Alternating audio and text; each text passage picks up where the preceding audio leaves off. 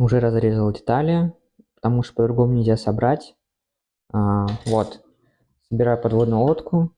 Здесь вы видите вот эта балка белая, она наклонена вот так. Из-за этого здесь есть длина штырька, а здесь уже короче штырька. Если берем обычную деталь, не распильную, то она не вмещается. То есть вот видите, упирается. Здесь еще продолжение, ну, сколько, миллиметра 3, а нет, больше 3 миллиметров продолжения. И никак не сделаем, поэтому я их распилил.